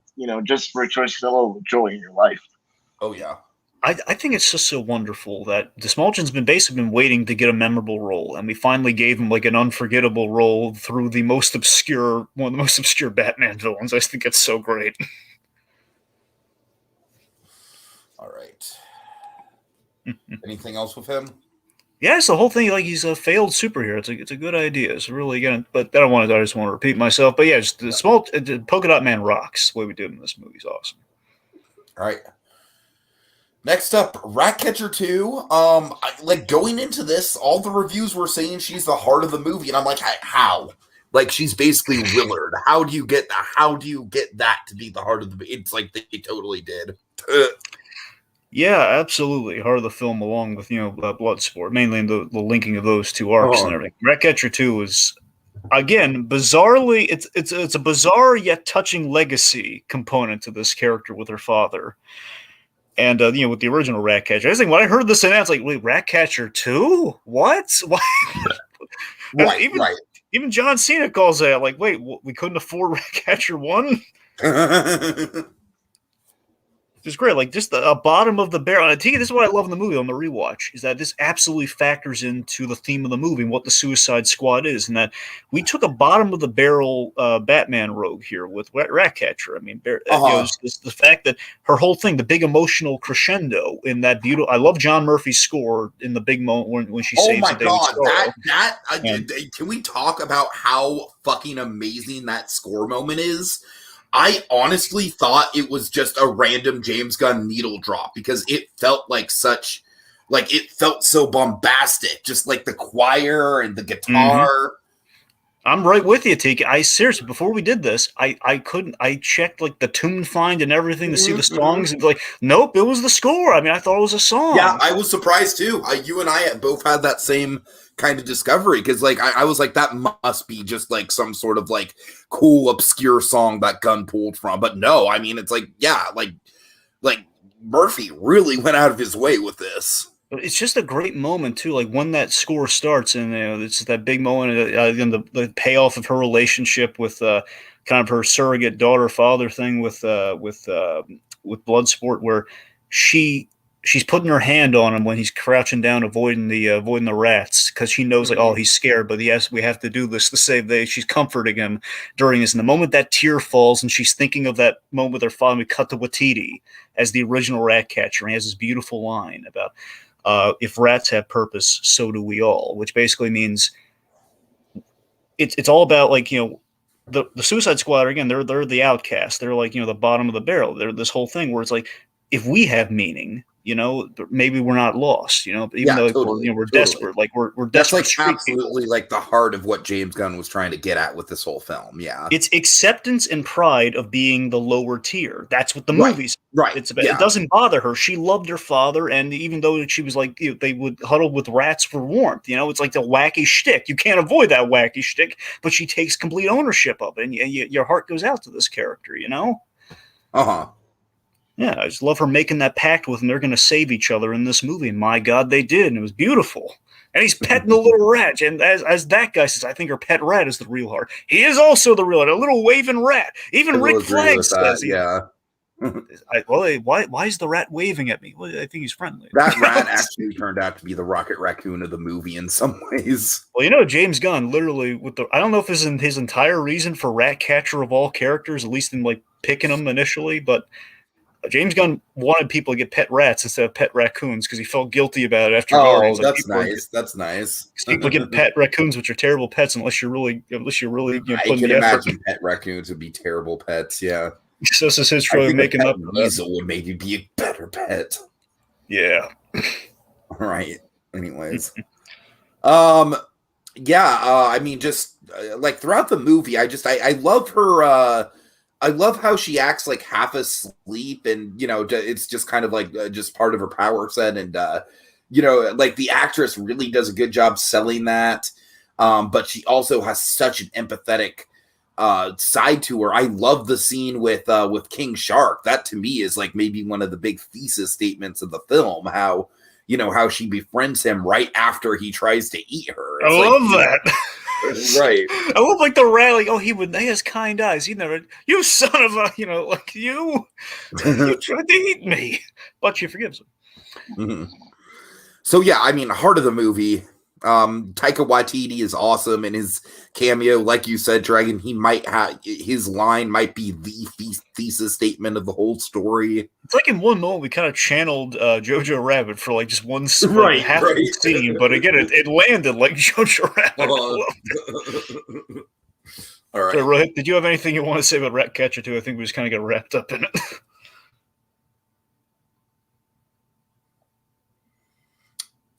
His mic's muted right now. So okay. I'm sorry. No, it's fine. Sorry about that. All right. Sorry. Actually, there's a comment here. That guy says, "Wouldn't that be funny? Wouldn't that be funny? But there was a part of me thought during that scene, the squad kills the freedom fighters. We got to talk about that scene. Oh, that was hilarious scene when Waller says kill all of them with extreme prejudice. That was an awesome payoff, man. That was an awesome payoff. I think, debatably, I think that might be the most James Gunn scene in the movie. At least one of the most. If there's a top 5 James. Yeah. Because I kind of saw where it was going, and when it happened, like, oh my God, if this is going where I think it's going, and it did. I was like, yes. No one likes to show off, unless what they're showing off is cool as fuck. Like, damn it, that's true. All right. Rohith, anything on Ratcatcher 2? Yeah, I think Ratcatcher 2, I really like her relationship with her and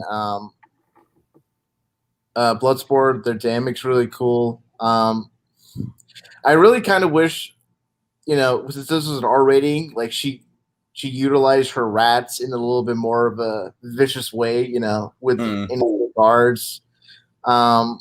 it's an R rating. Like all the other characters are able to use their powers in like gruesome or violent ways. I figure she could do the same. Well, to be fair, she did gruesomely kill a giant starfish with those rats, and honestly, that's the scene that makes me that's the only squeamish scene for me in the movie because it's really disgusting, like all those rats chewing on the optic nerves. Like, I'm not gonna lie, that kind of got under my skin too. I mean, it makes sense, but I'm not going to say like it was a bad call, but it feels that's an old school James Gunn call from like Super or I guess Slither, which I had not seen. But honestly, it's still weird. It's like the only James Gunn movie I haven't seen technically because I looked through his filmography of the directed movies. Oh, like, it's all the Starro stuff is very, very Slither. I buy very that much. Yeah. Yeah, I mean, part of me is more. I mean, look, I like that Ratcatcher 2 saving the day and everything, but still, why could we just have Harley impale Starro in the eyes, have it be end? Why we got to do all this gross stuff? But it made sense. So. I don't know. I didn't get grossed out by that part. I think part of it's like because within the eye. Yeah. It's so beautifully done with all the colors and Harley. Yeah. So I know that's beautiful. When like we're chewing through nerves in there, that's where it gets gross for me. Fair point. That's just me, though. I mean, I don't know if you guys, if you like it, by all means. What do you think of the shot where it's like after all that tranquil music, we cut back to like what Staryu looks like after the javelin throw, and it's God, it looks so disgusting, like all watered up and bleeding out. Oh God, and he's like, you look like he's like desaturated because he's like dying. Yeah. Oh, that guy points out like, oh God, Ratcatcher's rat trying to give Bloodsport the leaf. Like, why would I want a leaf? I don't want a leaf. Why would I want a fucking leaf? Yeah. All right. So lastly, best for last. Yeah. King Shark. I think this guy is pretty much the MVP just as far as like he's got a ton of heart. He's also super funny. He's also maybe got the most memorable kills in the movie. Like this guy is just like a triple threat. Speaking of triple threat, so far, kind of ruins the number thing, but let's so far we've had technically 4 adaptations of King Shark. All different and all pretty cool. I mean, I like them all because you've had. I like the Harley Quinn one a lot, but I think this one blows that one out of the water. Honestly, well, that's what I'm saying. I like that they're all different, but none of them are like a downgrade. Like you have like the traditionals, kind of like the cool factor of this is what King Shark would look like in live action. Says like is kind of as a hulking brute, which looks cool. Is a menacing. I just like with the Harley Quinn one. Like I like how they went with like he's like a more sophisticated guy. Yeah, but like with this, it's just like it's. I mean, it is pretty much Groot mixed with a shark. It is, I'm not going to lie. It's not a bad thing, though. It's a tiny bit derivative, but... Then you have, like, Assault on Arkham has, like, I think the most grounded version of King Shark, which essentially he's a serial killer, but he has his charm, though, and he has, like, an arc and everything, which is fun. But you're right, though. The Stallone iteration, though, what I like to think of him as... This is like one of the all-time best Stallone for performances. Well, I mean, I wouldn't say it's better than Rocky, though, Tiki. Well, it's not better than Rocky. Of course it's not better than fucking Rocky. I mean, that's what I'm saying, though. Like, don't get me wrong, he's good in the role. I'm just saying, like, if you're saying it's the all-time... That's like saying you can't have a John Travolta performance that's better than Saturday Night Fever. It's like... Right, but he is really good in this, though, and I like is that he... tell me if you got this, Tiki. I like that he kind of plays it like a toddler. He's like he has the intelligence of a toddler. Oh yeah, totally. He's like it's kind of terrifying though. If he has a tantrum, God knows imagine what he's going to do. He's going to chow down everybody. That guy says, "Is it just me or is King Shark like a weird mix of Drax and Groot?" I mean, yeah, I could see that. Yeah. Like I will say, I think the level of violence from King Shark is kind of the level of violence I would expect from a character like Drax if he was in an R-rated movie. Sure. Well, I mean, Groot can get pretty gruesome. I mean, look at the end of Guardians when he threw everyone Groot is easily the most violent of the Guardians, no doubt. Like, it's Groot and Yondu, but... Yeah. But let's see. Again, as you said, I love Ratcatcher befriending King Shark in that moment. It's the idea King Shark does not have any friends, at least this iteration of it. Like, he's had no friends, and like he doesn't know what to call. Like, I've never thought of not eating somebody because I have friends, but now I do. And he's just like that sweet demeanor of he just doesn't get it sometimes. We have these great moments of that. We're like hand and bird and Num Num. It's almost like a vaguely Muppets like kind of Cookie Monster vibe to him. With the Num Num. Totally. Like the whole mustache gag. He's just trying to the mustache and glasses. Like he thinks he can actually blend in almost Ninja Turtle style. He's just gotta go into town. Right. Would not work out. I mean, and were any of you guys like really nervous for him in the finale because like he gets attacked by those weird fish, and I was like, oh god.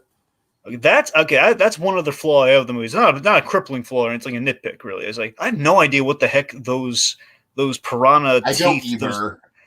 I wish I don't need like a big explanation. At least like a sign or something to explain what they were like an experiment based on Star or what. I have no idea because they made him bleed. Like nothing in the movie made him bleed. Honestly, at first I thought it was like a heightened thing, like the Harley visuals that we got, but it's like no, they clearly like attacked him and made him bleed. So it's like they're clearly real. Yeah, I mean, I still know. Yeah, go. What do you got, Rohith? Honestly, it's kind of a missed opportunity that like no major Suicide Squad character was like possessed by Starro. Like imagine if King Shark was possessed and then he just went a rampage against the other teammates. Yeah, I mean that is a missed opportunity for sure. I think that's a missed opportunity. The other missed opportunity I have is like I really want to see a Suicide Squad movie where more than one person gets their head blown off. Yeah, you're right about that. I really feel like that is like an element of suspense within the framework of Suicide Squad as a concept that I don't think the movies have played around with enough. I mean, don't get me wrong. The Rooker stuff in this movie is like fucking like miles and miles better than the crap we pull with Slipknot. Like not even in the same league. But I don't know, like I'd like a Suicide Squad movie where it's like we really emphasize the stakes and like several would-be deserters just get wasted. Yeah, we still haven't killed off as many people with the head thing as we have in the animated movies. Right, yeah. But honestly, something real quick. I don't want to. They're actually doing a story right now in the comics. The Suicide Squad's really tying with the movie. Well, it's not like just to capitalize on Suicide Squad's backing. And let's do a kind of a disconnected Suicide Squad story. Where Joker gets his hands, basically what the 2016 was supposed to do, but we didn't have any of those scenes. Joker gets the bomb codes from Amanda Waller, so basically he's blowing them up the team, and basically they're at his mercy right now. So it's like an idea like that. Like any of them could. Okay, why didn't we get that movie? Again, because the studio cut out. I think they cut out all those scenes when he had the bombs. That sounds like such a cooler premise than whatever the hell the Enchantress bullshit was. I know, right? That's the thing. So, considering how big of a sell Joker is at like alongside Batman, you think the studio would just have the Joker beat the villain outright, and then yeah. Unless my only guess is that maybe the studios were like so put off by Leto's behind the scene antics that's why they cut it. I mean, that's a justifiable reason in light of your friend.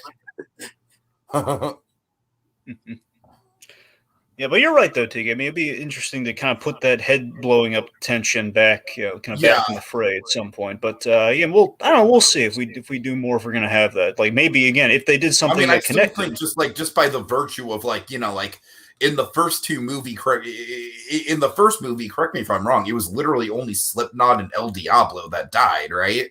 Well, okay, hold on.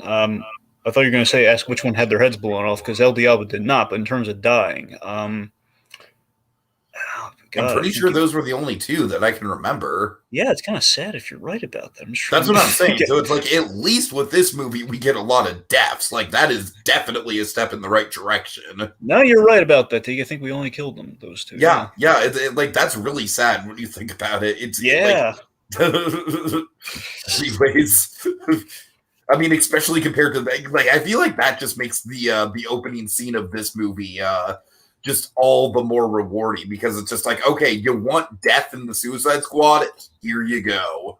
Now, that said, though, again, in some cases, if you start off with a smaller team and 2 die, that's not bad. That's at least a third of your team. But ideally, 3 dying on a team of 6 would be warranted, Mm-hmm. Mm-hmm. But you're right. In terms of that, Suicide Squad, we had a bunch of people on that team. I feel like Harley, King Shark, and Bloodsport and Ratcatcher being the people that survived, This movie, of course, obviously with the exceptions of Weasel and Peacemaker as well, but that's kind of like with an asterisk. But I think those four being the final four, like really, really made sense. They really tied the movie together thematically. Yeah. I mean, obviously, we need Bloodsport and Ratcatcher to survive because of that pact they made. I tell you, though, with King Shark, the thing, it didn't bother me majorly, but he falls from a tower, and we do a death shot where, like, you see a tear fall from his eye, and you're thinking, "Oh, poor King Shark." Like I said, there were a couple moments where I legitimately thought he was going to go. Did you think he was going to die after the Peacemaker bit with the plastique, where he was left alone in the room? No, I didn't pick up on that. Yeah, because I thought what was going to happen is, oh no, they left him in the room, so when they blow up the charges, but they didn't do that. So I mean, the point being, he's alive, so that's good.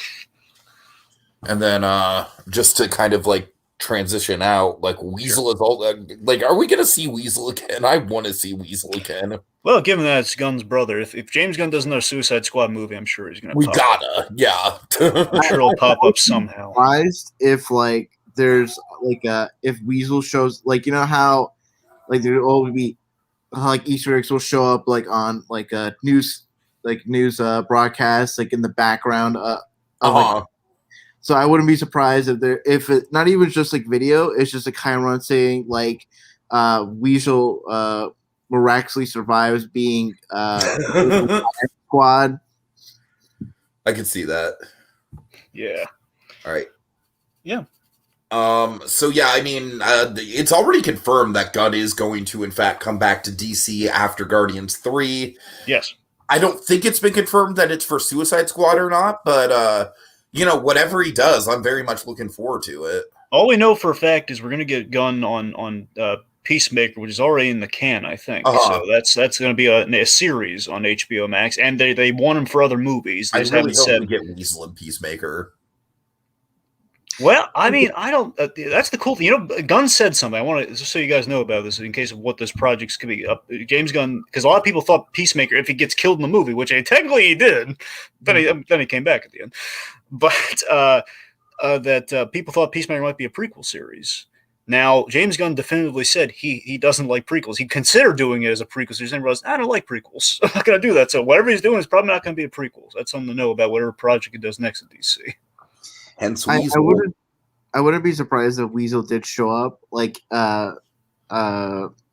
Peacemaker has a mission where he has to infiltrate Court of Maltese, and then he encounters Weasel, and that might be an episode where he reminisces about what happened there. Mm-hmm. And that's like part of his arc where, like, if James Gunn is wanting to redeem or put him on the path of redemption, like, he slowly is reminded of what he's done and then gradually changes over the course of the first, if not second season. Yeah, Weasel runs a daycare, yeah. Oh, God. Becomes the mascot. All right. And Dragon, on that note, anything else? Yeah, let's thank the folks. Okay, yeah. So big thanks to that guy, John Kelling. And then also Super Billy popped in for just a second. And then also Aid March. Big thanks to all you guys. You are wonderful. And we are very happy to have such awesome people on board. Rohith, you want to plug anything? I don't have like a YouTube channel, sir, or anything. So just, I guess, if you want me guys to show up in any other Imagineer podcast, just like, you know, just mention it to Tiki and Blue Dragon. I'll see if I can accommodate depending on my schedule. All right, fair enough. Okay. So yeah, that's it. Thanks a lot, everyone, and have a good night. See you later. And you're right. We don't. I'm sorry. What's the line? That's not the. You're right, because we don't got any. Oh yeah. I'm sorry. Okay. You're right, because we don't got none.